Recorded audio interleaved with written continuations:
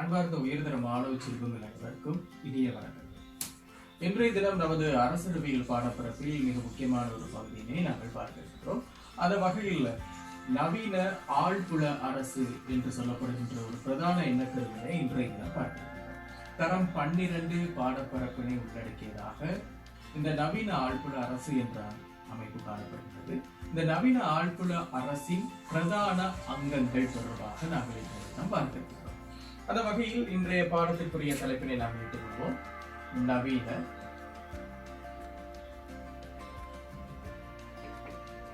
ஆழ்புல அரசு. எனவே அரசியலவியல் பாடப்பரப்பில் ஒரு மைய புள்ளியாக காணப்படுவது அரசு, அதாவது ஸ்டேட் என்று ஆங்கிலத்தில் சொல்வோம். எனவே அரசியலவியலுடைய ஆரம்பமும் அரசியலவியலுடைய முடிவும் அரசு என்பது அறிஞர்களுடைய கருத்தாக இருக்கிறது. எனவே அரசை பற்றி கற்கும் இயல் அரசியலவியல் என்ற ஒரு கிரேக்க தத்துவமும் எங்களுடைய அரசியலவியல் பாடப்பரப்புக்கு வழங்கப்பட்ட வரைவிலக்கணங்களில் ஒன்றாக காணப்படுகிறது. எனவே இந்த அரசினுடைய அல்லது இந்த அரசியலவியலுடைய மைய பிரதேசமாக அல்லது மைய பொருளாக காணப்படக்கூடிய அரசு நவீன ஆழ்புல அரசு என்ற நாமத்தோடு தெரிவிக்கிறது. இந்த நவீன ஆழ்புல அரசானது தனித்தே இயங்கக்கூடிய தன்மையினை கொண்டிருக்கும், அதனுடைய இயல்பினை முழுமையாக பூர்த்தி செய்திருக்கிறார். எனவே அந்த வகையில் நவீன ஆழ்புல அரசானது தன்னகத்தே விசேட அங்கங்களை கொண்டிருக்கிறது. எனவே அரசியலவியல் பாடப்பரப்பிலே இடந்துரைக்கப்பட்டதற்கு அமைய நவீன ஆழ்புல அரசானது பிரதான 4 அங்கங்களை கொண்டிருக்கிறது. இந்த 4 அங்கங்களில் உள்ளடங்கலாக அல்லது இந்த 4 அங்கங்களுடைய முழுமையாக பூரணத்துவம் வாய்ந்ததாக இந்த சமூக நிறுவனம் என்று சொல்லப்படுகின்ற அரசானது திகழ்கிறது.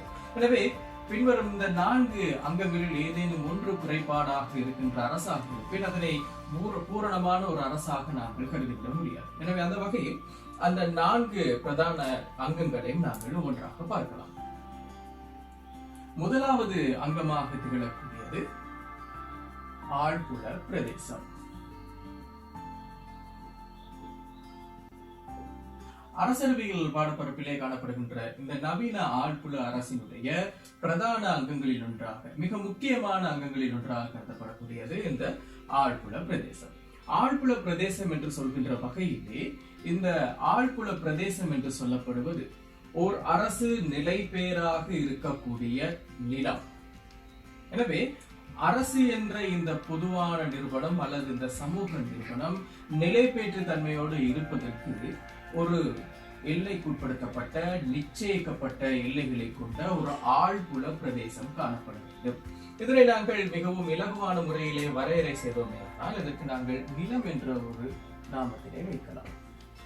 எனவே ஒரு குறிப்பிட்ட அரசானது நிலைபெயராக இருக்கக்கூடிய அந்த எல்லை பரப்பினை கொண்ட அந்த நிலப்பிரதேசம் அந்த அரசினுடைய ஆழ்புல பிரதேசமாக நாங்கள் அடையாளப்படுத்தலாம். எனவே ஒரு அரசானது வெற்றிகரமாக திகழ வேண்டுமாக இருந்தால் இந்த அரசினை சூழ உள்ள எல்லை பரப்பு நிச்சயிக்கப்பட்டதாக குறிப்பிடப்பட்டதாக காணப்பட வேண்டும்.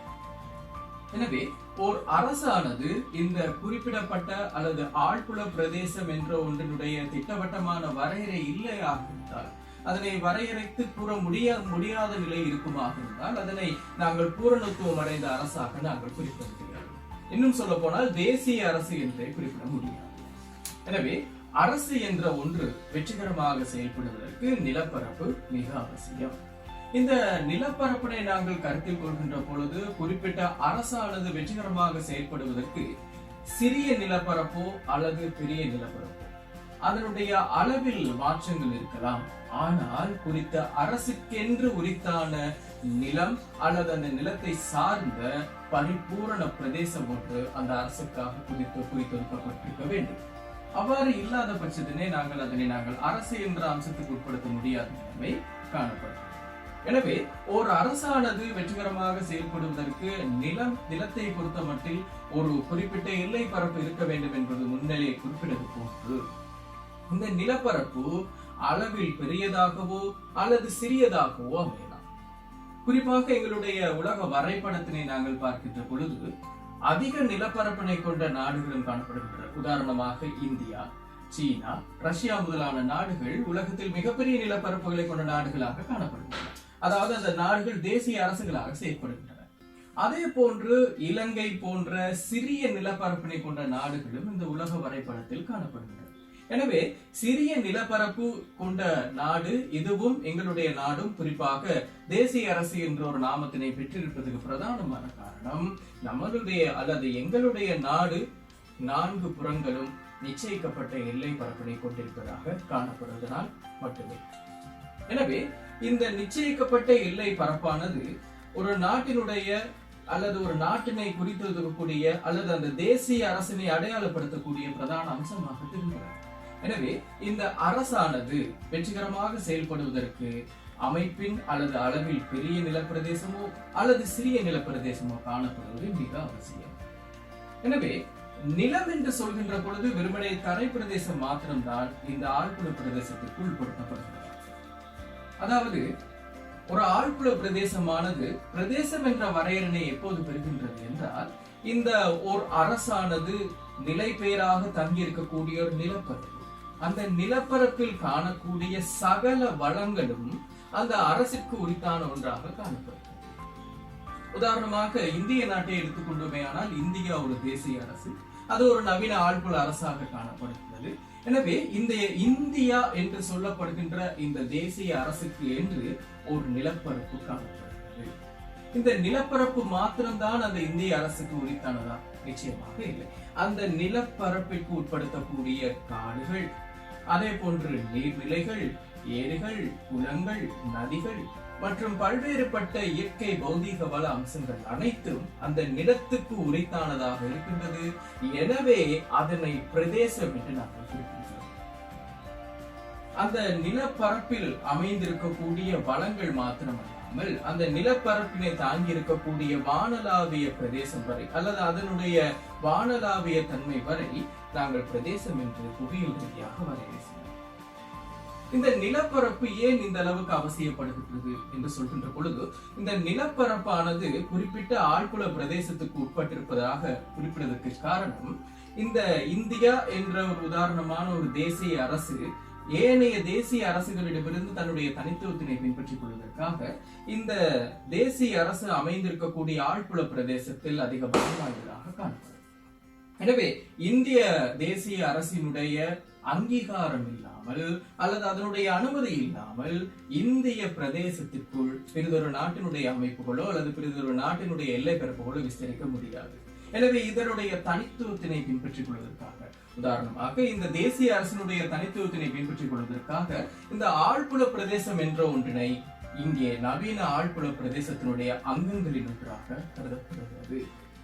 எந்த ஒரு நாடாக இருந்தாலும் அதனுடைய எல்லை பரப்பு சிறிதாகவோ அல்லது பெரிதாகவோ இருக்கலாம். ஆனால் சிறிதோ பெரிதோ நிச்சயமாக அதனுடைய எல்லை பரப்பு குறித்தொதுக்கப்பட்டதாக காணப்பட வேண்டும். அவ்வாறு இல்லை என்றால் அதனை நாங்கள் ஒரு பூரணத்துவம் வாய்ந்த அரசு என்பதை நாங்கள் அரசியல் ரீதியாக கருத முடியாது. எனவே அமைப்பில் சிறிதாகவோ பெரிதாகவோ இருந்தாலும் கூட அரசுக்கு என்று குறித்தொதுக்கப்பட்ட அரசு நிலை பெயராக வெற்றிகரமாக செயல்படுவதற்கென்று குறித்தொதுக்கப்பட்ட ஒரு ஆழ்புல பிரதேசம் இருக்க வேண்டும். எனவே அரசியல் என்ற பாடப்பரப்புக்குள் இந்த பகுதியை நாங்கள் பார்த்திருக்கின்றோம். இதனை நாங்கள் ஒரு வரைபடம் ரீதியாக பார்க்கின்ற பொழுது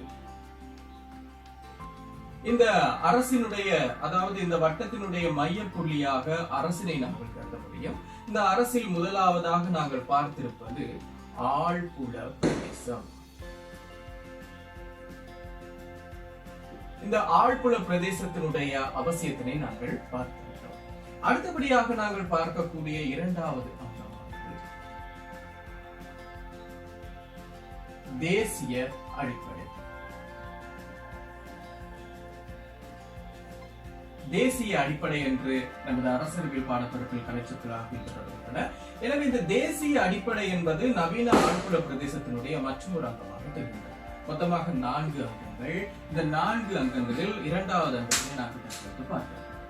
இந்த தேசிய அடிப்படை என்று நாங்கள் குறிப்பிடுகின்ற பொழுது இதில் பிரதானமான அம்சமாக காணப்படுவது, முதலாவதாக ஒரு அரசு வெற்றிகரமாக செயல்படுவதற்கு ஒரு ஆழ்புல பிரதேசம் தேவை என்பதை நாங்கள் வரையறை செய்திருக்கின்றோம். அந்த ஆழ்புல பிரதேசத்தில் வாழக்கூடிய மக்களினை தான் இங்கே தேசிய அடிப்படை என்ற வரையறைக்குள் நாங்கள் கொண்டு வருகின்றோம்.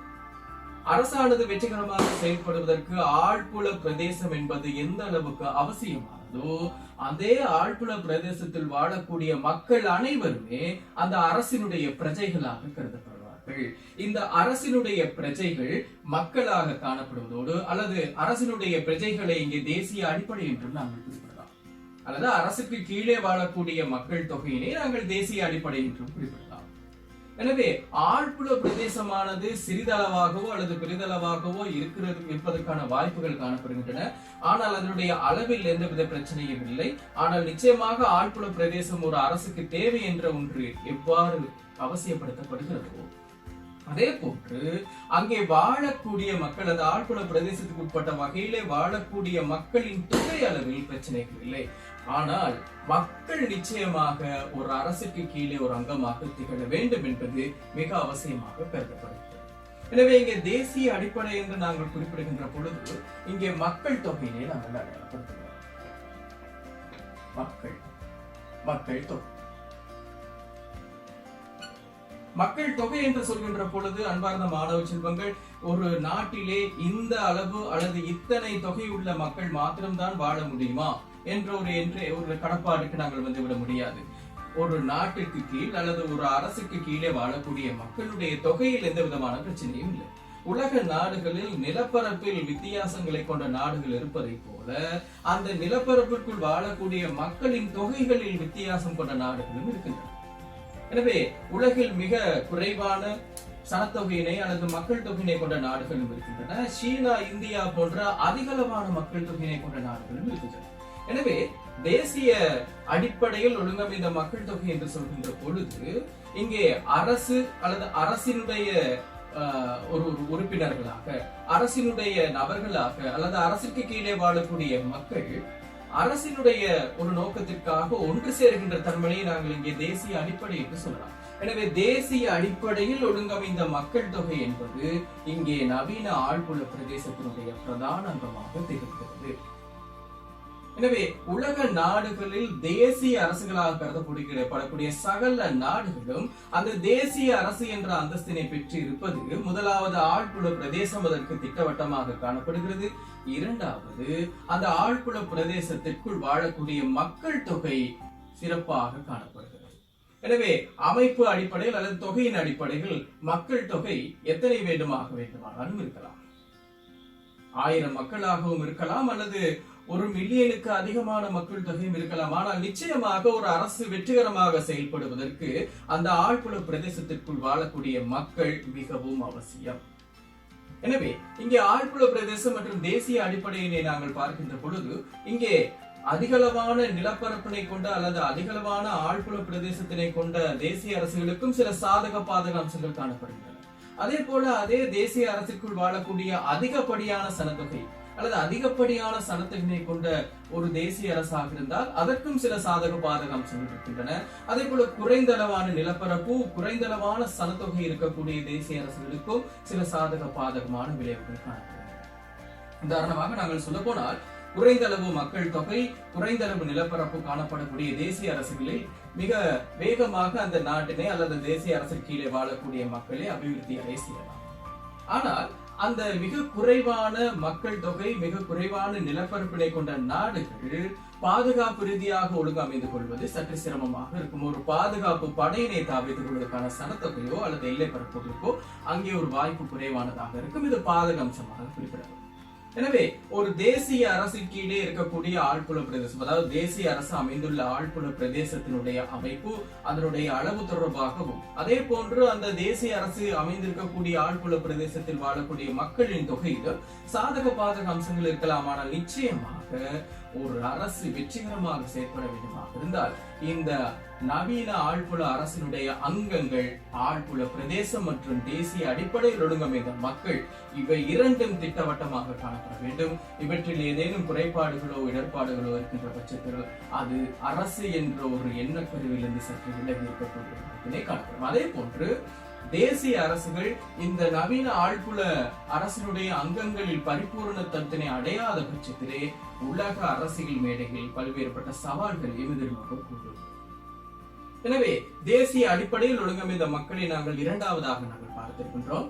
இதனை நாங்கள் இந்த சக்கரத்திற்குள் அரசு என்பது ஒரு முழுமையானது முதலாவது அங்கத்தினை பார்த்து முடித்திருக்கின்றோம். இரண்டாவது அங்கமானது இங்கே தேசிய அடிப்படை என்று குறிப்பிடலாம். எனவே ஒரு அரசானது வெற்றிகரமாக செயல்படுவதற்கு பிரதேச வாரியாக ஒரு நிச்சயிக்கப்பட்ட எல்லை காணப்பட வேண்டும். அதே போன்று அந்த அரசு வெற்றிகரமாக செயல்படுவதற்கு அதே பிரதேசத்தில் வாழக்கூடிய மக்கள் தொகை நிச்சயமாக காணப்பட வேண்டும். எனவே இந்த இரண்டினுடைய அம்சங்கள் ஏதேனும் ஒன்று குறைவாக இருக்கின்ற பட்சத்தில் இந்த அரசு பல்வேறுபட்ட சவால்களை எதிர்நோக்கலாம் என்பது இதனுடைய ஒரு விமர்சன ரீதியான கருத்தாக இருக்கு. மூன்றாவது அங்கமானது இந்த அரசினுடைய செயற்பாடு தொடர்பாக நாங்கள் கருதக்கூடியது. இதனை நாங்கள் இறைமை என்று சொல்வோம். இறைமை, அதாவது இறைமை என்று சொல்லப்படுவது யார்? ஓர் அரசு. அரசு என்ற ஒன்று என்பதனை விட ஒரு சாதாரணமாக எங்களுக்கு தெரிந்த ஒரு சமூக நிறுவனம், ஒரு குறுகிய அமைப்பில் காணப்படுகின்ற ஒரு சமூக நிறுவனத்தினை நாங்கள் பார்க்கின்ற அந்த நிறுவனம் வெற்றிகரமாக செயற்பட வேண்டுமாக இருந்தால் அந்த நிறுவனத்திற்கென்று குறித்தொடுக்கப்பட்ட ஒரு சில அதிகாரங்கள் எந்தவித தடைகளும் கட்டுப்பாடுகளும் இன்றி இடம்பெற வேண்டும். எனவே இந்த அதிகாரம் என்பது அந்த குறித்த நிறுவனத்திற்கென்று ஒதுக்கப்பட்டிருக்கக்கூடிய ஒரு சில அதிகாரங்களாக இருக்கும். அந்த அதிகாரத்துக்கு உட்பட்ட வகையில் அந்த நிறுவனம் வெற்றிகரமாக செயல்படும். குறிப்பாக அந்த நிறுவனத்தில் பணிபுரிகின்ற நபர்களோ அல்லது இந்த நிறுவனத்தின் ஊடாக சேவைகளை பெற்றுக் கொள்ளக்கூடிய நபர்களோ அந்த நிறுவனத்தினுடைய அதிகாரத்துக்கு உட்பட்டவர்களாக காணப்படுவார்கள். எனவே அந்த அதிகாரத்தினை கொண்டு இந்த நிறுவனமானது தன்னுடைய கட்டுப்படுத்தல் செயற்பாட்டினை வெற்றிகரமாக மேற்கொண்டு செல்கிறது. ஒரு சாதாரண நிறுவனத்துக்கே அதிகாரம் என்பது மிகவும் அவசியம் என்று சொல்கின்ற பொழுது ஒரு சமூகத்தின் பொது நிறுவனமாக திகழக்கூடிய அல்லது சமூக நிறுவனங்களில் எல்லாவற்றிற்கும் மேலாக திகழக்கூடிய இந்த எண்ணங்களின் ஒருமைப்பாடான அரசு என்ற நிறுவனம் வெற்றிகரமாக செயல்படுவதற்கு அதற்கும் அதிகாரம் என்ற ஒன்று அவசியம். ஆனால் இந்த அரசுக்கு இருக்கக்கூடிய அதிகாரமானது நாங்கள் சற்று முன்னர் குறிப்பிட்ட ஒரு சாதாரண நிறுவனத்தில் இருக்கக்கூடிய அதிகாரத்தோடு சமப்படுத்திவிட முடியும். இந்த அதிகாரம் என்ற சொல் பயன்படுத்தப்படுகின்ற சந்தர்ப்பமானது அந்த அதிகாரத்தினை கொண்ட நிறுவனமோ நபரையோ பிரிதொரு அதிகாரம் கொண்ட நபரோ அல்லது நிறுவனமோ கட்டுப்படுத்தலாம். எனவே அரசுக்கு இருக்கக்கூடியது அதிகாரம் என்ற ஒன்றினை விட அரசினுடைய அதிகாரம் மேலான அதிகாரம் என்ற ஒரு நாமத்தினை கொண்டிருந்தால் அந்த மேலான அதிகாரம் இறைமை என்று அழைக்கப்படுகிறது. அல்லது அதிகாரங்களுடைய ஒட்டுமொத்த தொகுதி அல்லது அதிகாரங்களுக்கெல்லாம் மேற்பட்ட தன்மை மேலான அதிகாரம். அந்த மேலான அதிகாரத்திற்கு மற்றும் ஒரு நாமமாகத்தான் இங்கே இறைமை என்ற ஒன்று காணப்படுகிறது. எனவே இங்கே மேலான அதிகாரத்தினை நாங்கள் இறைமை என்ற ஒன்று குறிப்பிட்டுக் கொண்டோம். எனவே அதிகாரம், எனவே இதனை மேலான அதிகாரம் என்றும் குறிப்பிடலாம். மேலான அதிகாரம் என்ற நாமத்திற்கு பதிலாகத்தான் இறைமை என்ற ஒன்று காணப்படுகிறது. எனவே எந்த ஒரு நிறுவனத்திற்கு இறைமை என்ற ஒன்று காணப்படுகிறதோ அந்த நிறுவனம் அரசு என்பதை நாங்கள் தெளிவாக புரிந்து கொள்ளலாம். எனவே இந்த நவீன ஆழ்புல அங்கங்கள் தொடர்பாக நாங்கள் பார்த்துக் கொண்டிருக்கின்றோம். முதலாவது அம்சமாக திகழக்கூடியது, அங்கமாக திகழக்கூடியது ஆழ்புல பிரதேசம். எந்த ஒரு நிறுவனத்திற்கு குறித்தொதுக்கப்பட்ட ஒரு ஆழ்புல பிரதேசம் காணப்படுகிறதோ அந்த குறித்தொதுக்கப்பட்ட ஆழ்புல பிரதேசத்தில் வாழக்கூடிய மக்கள், அதாவது அது தேசிய அடிப்படையில் உள்ள இந்த மக்கள் அந்த அரசுக்கு கீழே செயற்படுபவர்களாக இருப்பார்கள். இந்த குறித்த ஆழ்புல பிரதேசம் அதே போன்று தேசிய அடிப்படையில் உள்ள இந்த மக்கள் இந்த இரண்டையுமே பரிபூரணமாக தக்க வைத்துக் கொள்வதற்கு இந்த அரசுக்கு குறித்தொதுக்கப்பட்ட அதிகாரங்கள் அல்லது இந்த அரசுக்கு பரிபூரணமான அதிகாரம், அந்த பரிபூரணமான அதிகாரத்தினை தான் மேலான அதிகாரம் என்று சொல்கிறோம். அந்த மேலான அதிகாரத்திற்கு ஒரு நாமமாக இறைமை என்று ஒன்றினை சொல்கிறோம். எனவே இந்த இறைமையானது ஒரு அரசு வெற்றிகரமாக செயல்படுவதற்கு, அது மாத்திரமல்லாமல் இந்த அரசு பரிபூர்ணமாக செயல்படுவதற்கு இந்த இறைமை என்ற அதிகாரம் தேவைப்படுகிறது. எனவே இந்த இறைமையானது அரசுக்கு உள்ளே, அதாவது அரசினால் பிரயோகிக்கப்படுகின்ற இறைமையாகவும் காணப்படும். அதே போன்று அரசுக்கு வெளியேயும் இந்த இறைமையினுடைய செயற்பாடுகள் காணப்படும். எனவே இதனை நாங்கள் பிரதானமாக இரண்டு வகையாக பிரிக்கிறோம். இந்த இறைமையை நாங்கள் பிரதானமாக இரண்டு வகையாக பிரிக்கின்ற பொழுது, முதலாவது உள் இறைமை,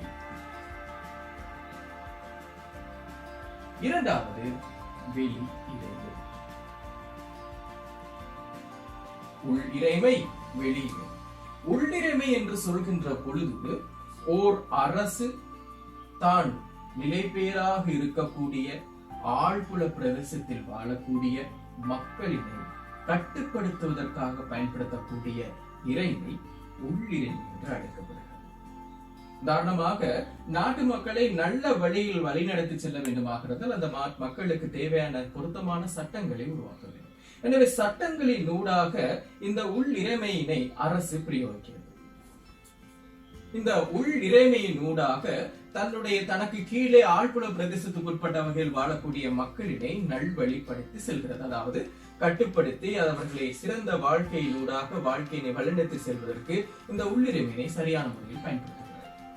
இன்னும் நாங்கள் அதிக அளவில் குறிப்பிட வேண்டுமாக இருந்தால் ஒரு ஆழ்புல பிரதேசத்திற்குள் உட்பட்ட மக்களினை எதேச்சைகரமான முறையிலே ஆட்சி செய்வதற்கு அல்லது எதேச்சை அதிகாரத்தினை பிரயோகிக்கக்கூடிய பரிபூரண உரிமை இந்த அரசிடம் காணப்படுகிறது. அந்த பரிபூரண உரிமையினை தான் நாங்கள் இறைமை என்று அழைக்கிறோம். உதாரணமாக ஒரு அவசர கால நிலைமை ஒரு நாட்டில் ஏற்படுகின்ற பொழுது, ஒரு அரசுக்கு கீழே ஏற்படுகின்ற பொழுது, அந்த அவசர கால நிலைமையிலிருந்து மக்களையும் மக்களது உடைமைகளையும் பாதுகாப்பதற்காக அந்த அரசினால் ஊரடங்கு சட்டம் பிறப்பிக்கப்படுகிறது அல்லது அவசர கால சட்டம் பிறப்பிக்கப்படுகிறது. எனவே இயல்பாக இருக்கக்கூடிய மக்களுடைய வாழ்க்கை நிலைமை அந்த ஊரடங்கு சட்டத்தின் மூலமாக சில சவால்களுக்கு உள்ளாகலாம். ஆனால் மக்களையும் மக்களுடைய உடைமைகளையும் பாதுகாப்பதற்காக அரசு முனைகிறது. அந்த அரசினுடைய முயற்சிக்காக இந்த உள்ளிறைமை ஊரடங்கு சட்டம் அல்லது அவசரகால சட்டம் என்ற பெயரில் நிலைநிறுத்தப்படுகிறது. எனவே அன்பார்ந்த மாணவ செல்வம் இந்த இடத்தில் குறிப்பாக மிகவும் தெளிவாக விளங்கிக் கொள்ள வேண்டும். உள் இறைமை என்று சொல்லப்படுவது அரசுக்கு கீழே வாழக்கூடிய நபர்கள் அல்லது குறிப்பிட்ட ஆழ்புல பிரதேசத்தில் வாழக்கூடிய மக்களினை கட்டுப்படுத்தக்கூடிய அதிகாரத்தினை அரசு பெற்றிருந்தால் அது உள்ளிறைமை அதிகாரம் என்று நாங்கள் குறிப்பிடலாம். இறைமை 2 வகையாக வகைப்படுத்தியிருப்பதை நாங்கள் அறிந்திருக்கிறோம். உள்ளிறைமை, வெளியிறைமை. உள்ளிறைமையினூடாக அரசு தன்னுடைய ஆழ்புல எல்லைக்குட்பட்ட மக்களினை கட்டுப்படுத்துகிறது. அவ்வாறானால் வெளியிறைமை என்பது என்ன? வெளியிறைமை என்று சொல்லப்படுவது ஒரு அரசு, அதாவது ஒரு ஆழ்புல பிரதேசத்துக்கு உட்பட்ட அரசு, குறிப்பிட்ட மக்கள் தொகையினை கொண்ட அரசு, இறைமையினை கொண்ட அரசு. அந்த அரசினை போன்று இந்த உலக அரசியல் மேடையில் நிறைய தேசிய அரசுகள் காணப்படலாம். அந்த தேசிய அரசுகள் அனைத்திலுமே தன்னுடைய தனித்துவத்தினை பின்பற்றிக் கொள்வதற்காக அல்லது தனித்துவத்தினை பேணிக் கொள்வதற்காக கொண்டுள்ள இறைமை வெளி இறைமை. இந்த வெளி இறைமையினூடாக உலக அரசியல் மேடையில் தனக்கென்று ஒரு பாதுகாப்பு வளையத்தினை ஏற்படுத்திக் கொள்ளுதல், பிரிதொரு அரசுக்கு ஆக்கிரமிப்பினூடாக அடிமையாகாது இருத்தல், பிரிதொரு அரசினுடைய அதிகாரத்துக்கு உட்படாமல் இருத்தல், பிரிதொரு அரசினுடைய அதிகார செயற்பாடுகளுக்கு உட்படாமல் இருத்தல், இந்த மாதிரியான தனித்துவமான அம்சங்களினை பின்பற்றுவதற்காக இந்த வெளியிறைமையினை இந்த அரசு கொண்டிருக்கிறது. எனவே ஒரு அரசானது வெற்றிகரமாக செயற்பட வேண்டுமாக இருந்தால் அந்த அரசுக்கு இருக்கக்கூடிய இறைமை, அதாவது மேலான அதிகாரம், அந்த அரசுக்கு கீழே வாழக்கூடிய ஆழ்புல பிரதேசம் மற்றும் மக்களினை கட்டுப்படுத்துவது மாத்திரமல்ல, அந்த அரசு ஏனைய அரசுகளில் அல்லது சர்வதேச அரசியல் மேடைகள் தன்னை ஒரு தனித்துவமான அரசாக, ஒரு பாதுகாப்புக்குரிய ஒரு அரசாக தக்க வைத்துக் கொள்வதற்கு, தன்னை பாதுகாத்துக் கொள்வதற்காக கொண்டிருக்கக்கூடிய ஒரு பாதுகாப்பு வளையமாக இந்த வெளியினை காணப்படுகிறது. எனவே மாணவ செல்வங்கள், இதனுடைய புதுமைப்பாடடைந்த கருத்துக்களை நீங்கள் நிச்சயமாக உங்களுடைய பாடங்கள் வாரியாக நீங்கள் பெற்றுக்கொள்ள வேண்டும். எனவே ஒரு சரளமான முறையில், மிகவும் எளிமையான முறையிலே இந்த இறைமை தொடர்பாகவும் இந்த தலைப்புகள் தொடர்பாகவும் நாங்கள் பார்த்துக் கொண்டிருக்கின்றோம் என்பதை சற்று நினைவில் கொள்ளுங்கள். எனவே உள்ளிறைமை, வெளியிறைமை, இந்த உள்ளிறைமை வெளியிறைமை வெற்றிகரமாக செயற்படக்கூடிய அரசுகள் தேசிய அரசுகளாக நாங்கள் கருதலாம். அவற்றையே நாங்கள் நவீன ஆழ்புல அரசு என்றும் கருதலாம். எந்த ஒரு அரசுக்கு வெளியிறைமை என்பதில் இடர்பாடுகளோ சிக்கல்களோ காணப்படுகின்றதோ அந்த அரசானது சர்வதேச அரசியல் மேடையில் பல்வேறுபட்ட சவால்களை எதிர்நோக்கலாம். எனவே உள்ளிறைமை, வெளியிறைமை பரிபூர்ணமாக இருக்கக்கூடிய அரசினை நாங்கள் இறைமை அதிகாரம் கொண்ட அரசாக நாங்கள் கருதலாம். எனவே நவீன ஆழ்புல அரசினுடைய 3வது அங்கமாக திகழக்கூடிய இறைமையானது இந்த முழுமையான சக்கரத்தின் 3வது ஒரு படிநிலையாக காணப்படுகிறது. இறைமை. அடுத்தபடியாக நாங்கள் பார்க்க வேண்டிய ஒரு முக்கியமான அம்சமானது 4வது.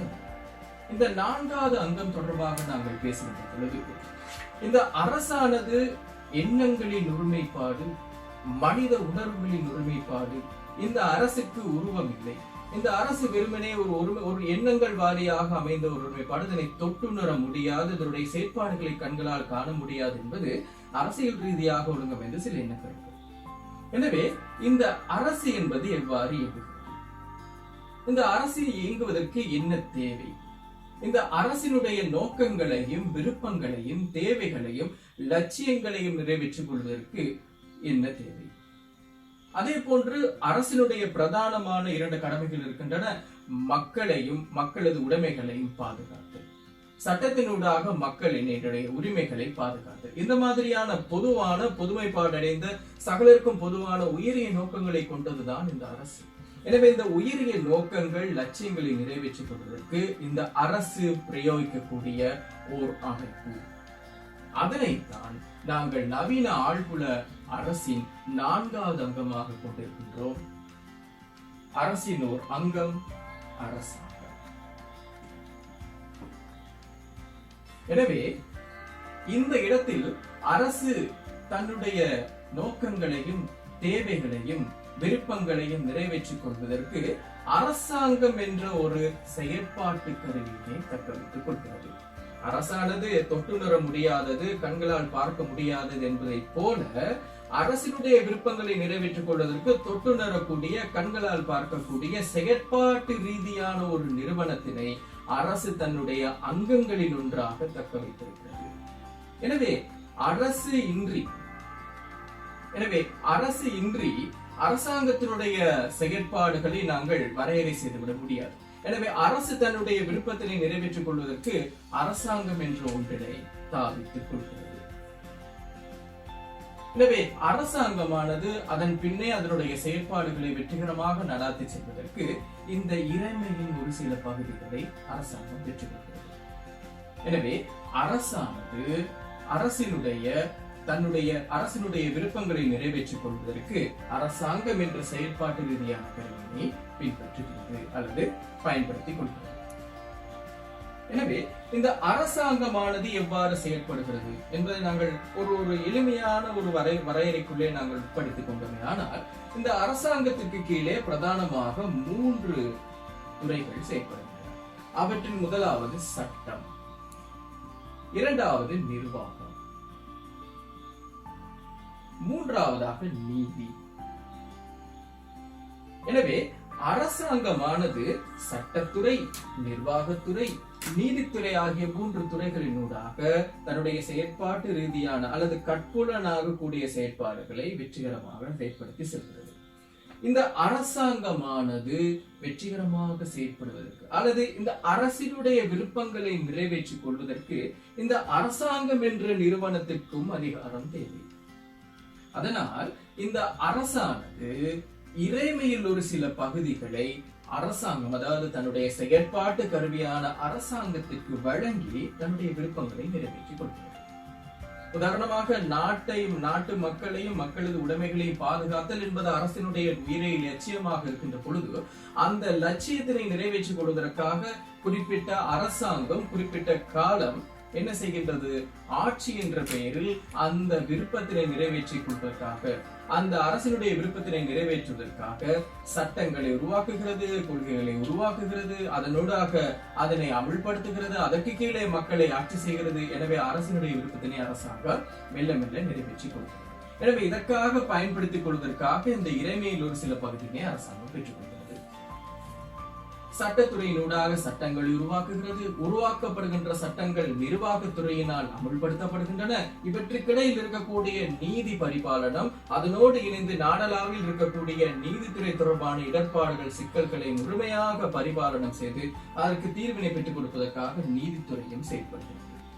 எனவே அரசினுடைய விருப்பத்தினை அரசாங்கம் வெற்றிகரமாக நிறைவு செய்து கொடுக்க வேண்டுமாக இருந்தால் அரசிடம் இருக்கக்கூடிய இறைமை அதிகாரம் குறிப்பிட்ட சில காலம் அரசாங்கத்துக்கு வழங்கப்பட வேண்டும். எனவே இந்த அரசினுடைய விருப்பத்தினை நிறைவேற்றிக் கொள்வதற்காக அரசாங்கம் குறிப்பிட்ட காலம் செயற்பட வேண்டுமாக இருந்தால் அதற்கு ஜனநாயக ரீதியாக இருக்கக்கூடிய ஒரு தேவை தேர்தல். எனவே இங்கே தேர்தல் என்ற ஒன்று இயல்படுகிறது. நாங்கள் இதற்கு முன்னால் பல காணொலிகள் நாங்கள் பார்த்திருக்கின்றோம். அரசு மற்றும் அரசாங்கத்துக்கு இடையிலான வேறுபாடுகளை இதற்கு முன்னால் நாங்கள் பார்த்திருக்கின்றோம். எனவே அரசு என்பது நிலை பெயராக இருக்கக்கூடியது, அரசாங்கம் காலத்தின் தேவைக்கேற்ப மாற்றம் அடையக்கூடியது என்பதை நாங்கள் இதுக்கு முன்னரே பார்த்திருக்கின்றோம். எனவே கால மாற்றத்தின் தேவைக்கின் அடிப்படையில் மக்களுடைய விருப்பத்தின் பேரில் அரசாங்கம் செயல்படுகிறது. மக்களுடைய விருப்பத்தினை நிறைவேற்றுவதற்காக பிரதிநிதித்துவ ஜனநாயகத்தினூடாக இந்த அரசாங்கம் செயல்படுகிறது. இந்த அரசாங்கமானது இறுதியில் அரசினுடைய விருப்பத்தினை நிறைவேற்றுகிறது. எனவே அரசாங்கம் இல்லாத ஒரு அரசு செயற்திறனற்றதாக காணப்படும். அதே போன்று அரசாங்கம் இல்லாத அரசினால் தன்னுடைய விருப்பத்தினை நேரடியாக நிறைவு செய்து கொள்வதற்கு பல்வேறுபட்ட சவால்களுக்கு முன்கொடுக்கலாம். எனவே நவீன ஆழ்புல அரசின் 4வது அங்கமான ஒரு செயற்பாட்டு ரீதியான கருவியாக, ஒரு கட்புலனாக கூடிய கருவியாக காணப்படுகின்ற அரசாங்கம் மிகவும் முக்கியமான இடத்தினை பெற்றுக் கொள்கிறது. அரசாங்கம் எனவே அரசானது முழுமை படைத்ததாக காணப்பட வேண்டுமாக இருந்தால் நவீன ஆழ்புல அரசினுடைய அங்கங்கள் முற்றுமுழுதாக இங்கே செயல்பட்டுக் கொண்டிருக்க வேண்டும். எனவே இவ்வளவு நேரம் நாங்கள் பார்த்துக் கொண்டிருந்தது நவீன ஆழ்புல அரசினுடைய பிரதான அங்கங்கள். இவற்றை நாங்கள் அங்கங்கள் என்று குறிப்பிடுகிறோம்.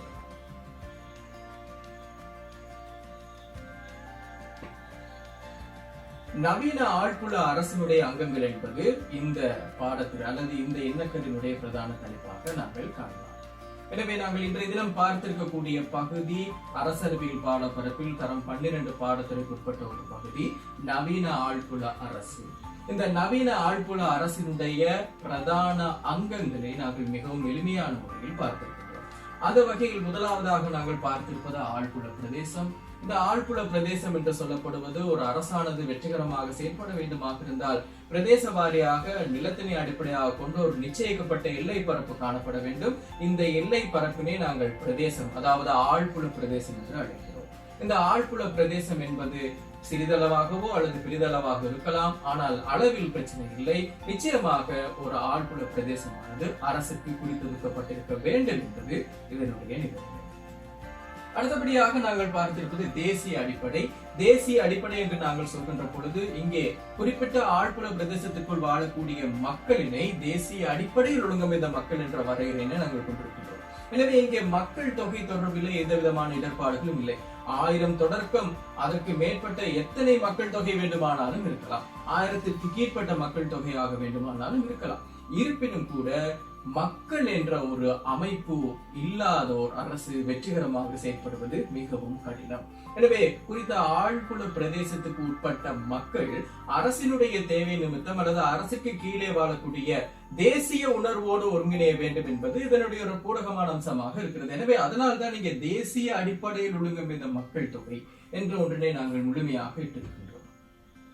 அடுத்தபடியாக நாங்கள் பார்த்தது இறைமை.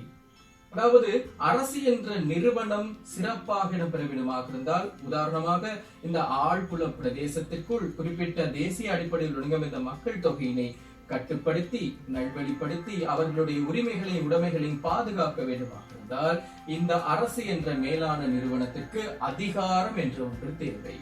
அந்த அதிகாரம் என்பது ஏனைய நிறுவனங்களை விட அல்லது ஏனைய சமூக நலன்புரி நிறுவனங்களே அல்லது ஏனைய பொது வைப்பாடு அடைந்த நிறுவனங்கள் அனைத்திலும் விட மிகவும் மேலானதும் உயர்வானதுமான ஒரு அதிகாரமாக கருதப்படுவதால் இதனை நாங்கள் மேலான அதிகாரம் என்று குறிப்பிடுகிறோம். இந்த மேலான அதிகாரத்திற்கு மறுபெயராக இறைமை என்ற ஒன்று காணப்படுகிறது. எனவே இறைமை என்ற ஒரு அதிகாரம் எந்த நிறுவனத்திடம் முழுமையாக காணப்படுகின்றதோ அந்த நிறுவனத்தினை பிரிதொரு நிறுவனத்தினால் கட்டுப்படுத்தலுக்கு உட்படுத்த முடியாது. எனவே அரசுக்கு இருக்கக்கூடிய இறைமை அதிகாரம் பிரிதொருவனால் தட்டி பறிக்கவோ அல்லது பெற்றுக்கொள்ளவோ அல்லது முழு பிரித்து ஒதுக்கவோ அல்லது அதனை தோல்வி அடை செய்தோ அதாவது பாராதீனப்படுத்தவோ முடியாது. எனவே இறைமையானது ஒரு அரசுக்கு மிகவும் முக்கியமான அங்கமாக திகழ்கின்றது. அந்த அரசு தேசிய அரசாக கருதப்பட வேண்டுமாக இருந்தால், நவீன ஆழ்புல அரசாக கருதப்பட வேண்டுமாக இருந்தால் அதற்கு கீழே இருக்கக்கூடிய அந்த அரசுக்கு இருக்கக்கூடிய அதிகாரம் பரிபூர்ண இறைமை கொண்டதாக காணப்பட வேண்டும். எனவேதான் அரசினுடைய அங்கங்களில் மிக முக்கியமான ஒன்றாக இறைமையை நாங்கள் கொண்டிருக்கிறோம். அடுத்தபடியாக நாங்கள் பார்த்திருந்தோம், இந்த இறைமையில் பிரதானமாக 2 அம்சங்கள் காணப்படுகின்றன: உள்ளிறைமை, வெளியிறைமை. குறிப்பிட்ட அரசானது தன்னுடைய ஆழ்புல பிரதேசத்துக்கு உட்பட்ட வகையில் வாழக்கூடிய மக்களினை கட்டுப்படுத்துவதற்காக பயன்படுத்துகின்ற இறைமை உள்ளிறைமை என்றும், இந்த அரசினை போன்று சர்வதேச அரசியல் மேடைகள் பல்வேறுபட்ட அரசுகள் காணப்படலாம். அந்த அரசுகள் அனைத்திலும் தன்னை முழுமையாக பாதுகாத்துக் கொள்வதற்காக, தன்னுடைய தனித்துவத்தினை பின்பற்றிக் கொள்வதற்காக கொண்டிருக்கக்கூடிய ஒரு பாதுகாப்பு கவசமாக வெளியிறமையும் காணப்படுகிறது. எனவே உள்ளிறமை வெளியிறமை இரண்டும் வெற்றிகரமாக செயல்படக்கூடிய அரசு பரிபூர்ண இறைமை அதிகாரம் கொண்ட நிறுவனமாக காணப்படுகிறது. இறுதியாக நாங்கள் பார்த்திருந்தோம், அரசு என்பது தன்னுடைய விருப்பத்தினை நிறைவேற்றிக் கொள்வதற்காக ஒரு செயற்பாட்டு ரீதியான நிறுவனத்திற்கு குறிப்பிட்ட காலத்திற்காக தன்னுடைய இறைமையில் ஒரு சில பகுதிகளை கொடுத்து தன்னுடைய விருப்பங்களையும் தேவைகளையும் நிறைவு செய்து கொள்கிறது. எனவே அவ்வாறு இருக்கின்ற பொழுது அந்த விருப்பங்களையும் தேவைகளையும் நிறைவேற்றிக் கொள்வதற்காக கட்புலனாக கூடிய ஒரு நிறுவனமாக தெரிவு செய்திருப்பது அரசாங்கம். இந்த அரசின் ஒரு அங்கமாக திகழக்கூடிய இந்த அரசாங்கத்தினூடாக சட்டமேற்றுதல், இயற்றப்பட்ட சட்டங்களை அமல்படுத்துதல், நிர்வகித்தல், அதற்கிடையில் இருக்கக்கூடிய நீதி பரிபாலனைகளை பின்பற்றுதல், இவை அனைத்துமே அரசாங்கத்தினுடைய செயற்பாடுகளாக இருக்கின்றன. இந்த அரசாங்கத்தினுடைய செயற்பாடுகளை அவை வெற்றிகரமாக முன்னெடுப்பதற்கு அரசினுடைய இறைமையில் ஒரு சில பகுதிகளை குறிப்பிட்ட காலத்திற்கு பெற்றுக்கொள்கிறது. அந்த குறிப்பிட்ட காலம் என்று சொல்வது ஜனநாயக ரீதியாக இடம்பெறக்கூடிய தேர்தல் முறைகள். மக்கள் பிரதிநிதிகளை தன்னுடைய வாக்களிப்பின் மூலமாக தெரிவு செய்து கொள்கிறார்கள். பிரதிநிதிகள் ஆட்சியினை அமைக்கிறார்கள். ஆட்சியினை அமைக்கக்கூடிய நிறுவனம் அரசாங்கம். அந்த அரசாங்கமானது அரசினுடைய விருப்பங்களையும் தேவைகளையும் நிறைவேற்றி கொடுத்து மக்களையும் மக்களது உடைமைகளை பாதுகாப்பதற்காக முயற்சி செய்கிறது. அதற்காக பயன்படுத்துவது இந்த இறைமையில் ஒரு சில பகுதிகள். எனவே ஒரு நவீன ஆழ்புல அரசு வெற்றிகரமாக பல்வேறுபட்ட சவால்களுக்கு முகம் கொடுத்து வெற்றிகரமாக முன்னேற்றகரமான பாதையில் செல்ல வேண்டுமாக இருந்தால் அந்த அரசு பின்வரும் இந்த 4 அங்கங்களையும் பரிபூரணமாக கொண்டிருக்கிறது. இவற்றில் ஏதேனும் ஒரு அங்கத்தினுடைய இடர்பாடுகள் அல்லது ஏதேனும் அங்கம் இடர்பாடுகள் வாய்ந்த வகையில் காணப்படுமாக இருந்தால் உலக அரசியல் மேடையில் இந்த அரசானது பல்வேறுபட்ட சவால்களுக்கு முகம். எனவே இந்த பல்வேறுபட்ட சவால்களுக்கு முகம் கொடுப்பது என்று சொல்லுவது என்னவென்றால், பிறிதொரு அரசினால் இந்த அரசு கட்டுப்படுத்தப்படுதல், பொருளாதார தடைக்கு இந்த அரசு உருவாக்கப்படுதல், இங்கே வாழக்கூடிய மக்கள் பாதுகாப்பற்ற சூழ்நிலையை வாழுதல், இது போன்ற பல்வேறுபட்ட சவால்களுக்கு இந்த அரசு முகம் கொடுக்க நேரிடும். எனவே அரசானது அரசு என்ற நாமத்தினை பெற்றுக்கொள்ள வேண்டுமாக இருந்தால் நவீன ஆழ்புல அரசினுடைய அங்கங்கள் அனைத்தும் பரிபூர்ணமாக கொண்டிருக்க வேண்டும் என்பது இதனுடைய பிரதான அம்சமாக இருக்கிறது. எனவே அன்பார்ந்த மாணவ செல்வங்கள், இந்த பாடப்பிறப்பினூடாக பல்வேறுபட்ட மேலதிக தகவல்களை உங்களுடைய பாட ரீதியாக நீங்கள் பெற்றுக்கொள்ளலாம். எனவே இது தொடர்பான வினாக்கள் வருகின்ற பொழுது, குறிப்பாக அரசியல்வியல் பாடப்பிறப்பில் பரீட்சை வினாத்தாளிலே முதலாவது, அதாவது வினாத்தாள் ஒன்றில் கேட்கப்படக்கூடிய பல்தேர்வு வினாக்களாக இருக்கட்டும் அல்லது குறு வினாக்களாக இருக்கட்டும், இவற்றிற்கு நீங்கள் தெளிவான பதிலினை பெற்றுக் கொடுப்பதற்காக இந்த காணொலியை நீங்கள் முழுமையாக பயன்படுத்திக் கொள்ளலாம். மிகவும் இலகுவான வகையில் துல்லியமான முறையிலே இந்த எண்ணக்கருக்களை நீங்கள் விளங்கிக் கொள்கின்ற பட்சத்தில் அரசியல்வியல் சார்ந்த வினாக்களுக்கு மிகவும் பொருத்தமான பதிலை நீங்கள் பெற்றுக் கொடுக்க முடியும். உதாரணமாக குருவினா ஒன்றிலே கேட்கப்படலாம், நவீன ஆழ்புல அரசினுடைய அங்கங்கள் 2 குறிப்பிட்டார். அவ்வாறு இருக்கின்ற பொழுது இந்த அங்கங்கள் தொடர்பான ஒரு பரிபூர்ண விளக்கத்தினை பெற்றுக் கொள்கின்ற பட்சத்தில் மாத்திரமே அதற்கான விடையினை நீங்கள் பொருத்தமான முறையிலே வழங்க முடியும். எனவே அன்பார்ந்த மாணவ செல்வங்கள், இந்த காணொலியின் துணையோடு இந்த தகவல்களை பெற்றுக்கொண்டு மேலும் உங்களுடைய பாட ஆசிரியர்களூடாக உங்களுடைய அரசியல்வியல் பாட தொடர்பான தகவல்களை பெற்றுக்கொண்டு பரீட்சையில் வெற்றி பெறுமாறு அன்புடன் கேட்டுக்கொள்கின்றோம். தொடர்ந்தேர்ச்சியாக எங்களுடைய கற்றல் காணொலிகளில் அடுத்தடுத்த காலங்களில் நாங்கள் சந்திக்கலாம். நன்றி, வணக்கம்.